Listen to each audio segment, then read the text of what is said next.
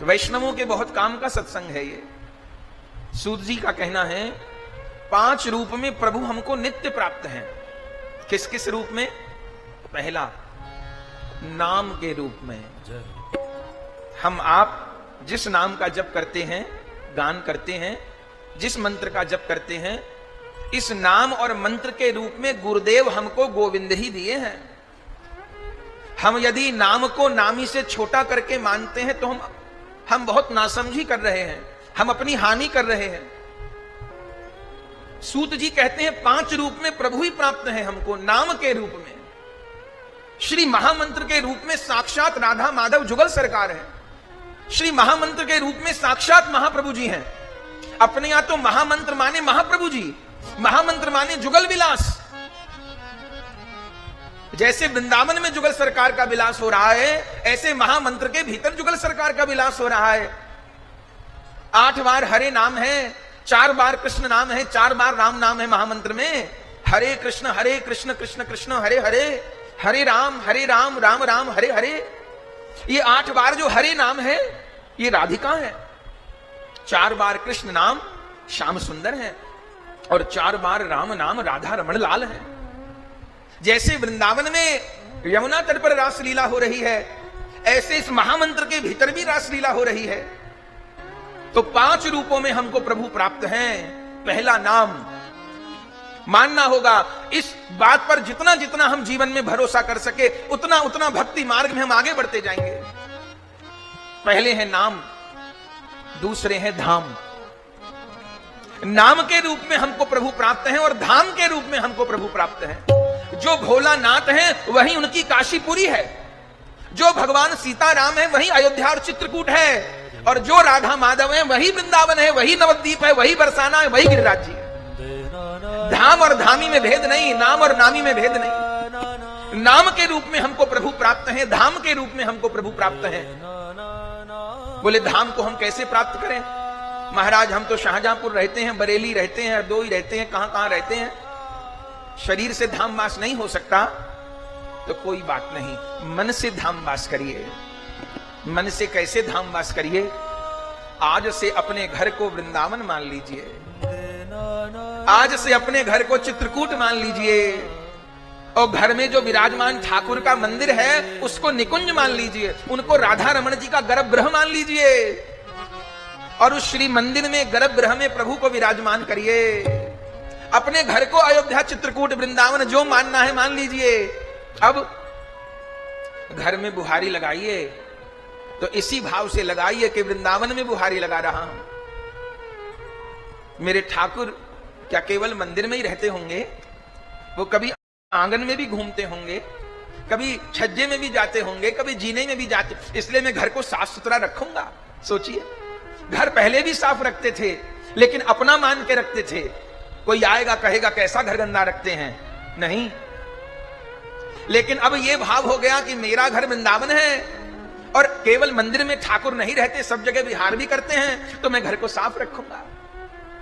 अब मेरे घर की जो रसोई है वो ठाकुर जी की है, इसमें अशुद्ध वस्तु नहीं आएगी, इसमें जो बनेगा पवित्रता से बनेगा और जो बनेगा वो भगवान को अर्पण होगा। मैं तो प्रसाद पाऊंगा, चूंकि मालिक तो मेरे ठाकुर है ना, मैं तो नौकर हूं। धाम, नाम के रूप में भगवान प्राप्त है हमको, धाम के रूप में भगवान प्राप्त है। प्रगट में धाम वास हो जाए तो क्या कहना? वृंदावन में मरिबो नीको, कुंज लता में परिबो नीको, जामग सो निकसे पिय प्यारी, सो मग में रज बनिबो नीको। गौरदास ब्रज रज तन छूटे, तो सब विद भाग संभरिबो नीको। वृंदावन में मरिबो नीको। नाम के रूप में प्रभु प्राप्त है, धाम के रूप में हमें प्रभु प्राप्त है, और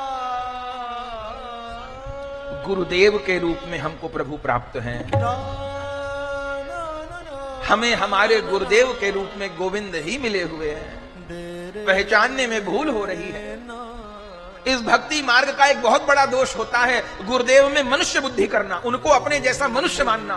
ना, वो देखने में हमारे जैसे मनुष्य होते हुए मनुष्य नहीं है। उनके रूप में गोविंद की कृपा ने अवतार लिया है। गोविंद ने अपनी कृपा को मेरे गुरुदेव के रूप में भेजा है मुझे स्वीकार करने के लिए। गुरुदेव गोविंद की कृपा के अवतार हैं। जीवेर निस्तार लागी नंद सुत हरि, भुवने प्रकाश होन गुरु रूप धरी, सनातन गोस्वामी जी कहते हैं। तो नाम के रूप में प्रभु प्राप्त, धाम के रूप में प्रभु प्राप्त, गुरुदेव के रूप में प्रभु प्राप्त और ग्रंथ के रूप में प्रभु प्राप्त। किनका पूजन करते हैं हम लोग? ग्रंथ भगवान विराजमान है ना, उन्हीं की आरती होती है, उन्हीं को बेलपत्र चढ़ता है, उन्हीं को फूल चढ़ते हैं, तुलसी चढ़ती है, माला चढ़ती है, भोग लगता है, आप प्रणाम करते हैं, यजमान पूजन करते हैं। क्यों? ये देखने में हमको पोथी लग रही हैं, लेकिन भावना ये करनी है पोथी के रूप में गौरी शंकर बैठे हैं यहां, शिवलिंग के रूप में तो है, पर ग्रंथ के रूप में भगवान प्राप्त है मुझे। तो ग्रंथ का आश्रय भी भगवान का आश्रय है, नाम के रूप में, धाम के रूप में, गुरु के रूप में, ग्रंथ के रूप में और श्री विग्रह के रूप में। श्री विग्रह के रूप में मुझे भगवान प्राप्त हैं। कौन से श्री विग्रह? वृंदावन में बांके बिहारी जी, राधा रमन जी, अयोध्या के कनक भवन बिहारी और तिरुपति बालाजी और विश्वनाथ भगवान और भीमशंकर भगवान और मल्लिकार्जुन भगवान, ये 12 ज्योतिर्लिंग। हाँ, ये तो भगवान के श्री विग्रह हैं ही, लेकिन मेरे घर में जो मेरे ठाकुर विराजमान हैं अथवा भोलानाथ विराजमान है, हमारे आपके घर के मंदिर में जो ठाकुर जी का स्वरूप विराजमान है, जो चित्रपट विराजमान है, वह भी भगवान का स्वरूप है। ऐसा मत मानिएगा कि वृंदावन में जो बांके बिहारी जी हैं वो ज्यादा भगवान हैं और मेरे घर में जो ठाकुर बैठे हैं वो कम भगवान है, ऐसा मत मानिएगा। यदि ये भेद किया तो कृपा नहीं होगी।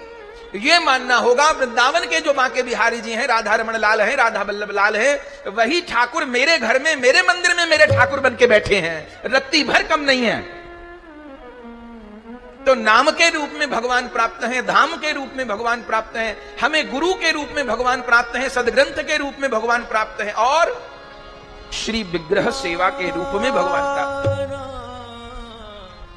तो श्री विग्रह के रूप में भगवान कौन अवतार लिए हैं? इनको कहते हैं अर्चा अवतार। जैसे भगवान का नरसिंह अवतार, वामन अवतार, रामा अवतार, परशुराम अवतार, मत्स्य अवतार, कच्छप अवतार, जाने कौन कौन, ऐसे ही हमारे आपके घर में जो ठाकुर विराजमान हैं ये भी अवतार हैं साहब। इन अवतार का क्या नाम है? इनका नाम है अर्चा अवतार। अर्चा अवतार किसको कहते हैं? जो मेरी अर्चना को, मेरी सेवा को ग्रहण करने के लिए प्रकट हुए हैं। इसलिए अपने यहाँ वैष्णवों में ठाकुर जी प्रकट कराए जाते हैं। अपने यहाँ वैष्णवों में जब सेवा पधराई जाती है तो ऐसे ही नहीं प्रकट होते हैं ठाकुर जी। ये नहीं कहते बन रहे हैं, ये हो रहा है, वो हो रहा, प्रकट हो रहे हैं। ठाकुर जी प्रकट हो गए, अब आएंगे, अब पाटोत्सव होगा, विराजेंगे। अब आज ठाकुर जी का पाटोत्सव है। वे अर्चा अवतार हैं। ये अवतार क्यों लिया है?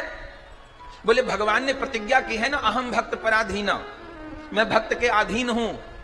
लेकिन भगवान की ये प्रतिज्ञा और अवतारों में सत्य साबित नहीं हुई। ऐसे भगवान यशोदा जी के अधीन हैं, बिल्कुल ठीक बात, ऊखल से मैया ने बांधा तो बंध गए, लेकिन उन यशोदा मैया को भी छोड़ के मथुरा आ गए कि नहीं आ गए? ऐसे भगवान कौशल्या जी के अधीन हैं, लेकिन 14 वर्ष को चले गए कि नहीं चले गए? तो अहम भक्त पराधीन, मैं भक्त के अधीन हूं, यह प्रतिज्ञा भगवान की किस रूप में पूरी हुई है? ये प्रतिज्ञा प्रभु की अर्चा अवतार के रूप में पूरी हुई है। जो हमारे घर के ठाकुर हैं ये तो हमारे पूरी तरह अधीन है। कब उठाइए? जब इच्छा हो, जब इच्छा हो सुलाइए, जब इच्छा हो भोग लगाइए, जो खाने की इच्छा हो वही भोग लगा दीजिए, जो पोशाक अच्छी लगती हो वो पहना दीजिए, जो श्रृंगार करना हो सो कर दीजिए। क्या कहना, कुछ कहते ही नहीं ठाकुर, इतने अधीन हैं। कोई वैष्णव कहते हैं हम तो जी मंगला सवेरे 4 बजे करते हैं, कोई कहते हैं नहीं जी हम तो सवेरे 8 बजे मंगला करते हैं। चलिए, कोई कहते हैं हम सवेरे ठाकुर जी को 6 बजे नहा देते हैं, कोई कहते हैं जी नहीं हम तो जी 9:30 बजे स्नान कराते हैं। चलो कोई बात नहीं। कोई कहते हैं हम तो बाल भोग सवेरे 7 बजे लगा देते हैं, कोई कहते हैं नहीं हम 10 बजे लगाते हैं, कोई कहते हैं हम दोपहर का भोजन 11 बजे भोग लगा देते हैं, कोई कहते हैं नहीं हम तो 2 बजे लगाते हैं। कोई बात नहीं। कोई कहते हैं हम संध्या आरती 5 बजे कर लेते हैं, कोई कहते हैं 8 बजे करते हैं, कोई कहते हैं हम शाम को 7 बजे शयन करा देते हैं, कोई कहते हैं हम नौकरी से 9 बजे आते हैं तो रात को 10 बजे शयन कराते हैं। कोई बात नहीं। तुम्हें जब उठाना हो उठाओ, तुमको जब सुलाना है सुलाओ, तुमको जो खिलाना है खिलाओ, तुमको जो पहनाना है पहनाओ, लेकिन बस मुझको अपना मानो।